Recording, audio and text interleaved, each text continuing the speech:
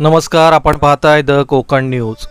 Navi Mumbai Kharghar sector 15 घरकुल येथील ज्येष्ठ नागरिक सामाजिक संस्था खारघर यांच्या वतीने 80वा स्वातंत्र्य दिन मोठ्या उत्साहात संपन्न झाला। यावेळी ज्येष्ठ नागरिक मोठ्या संख्येने उपस्थित होते।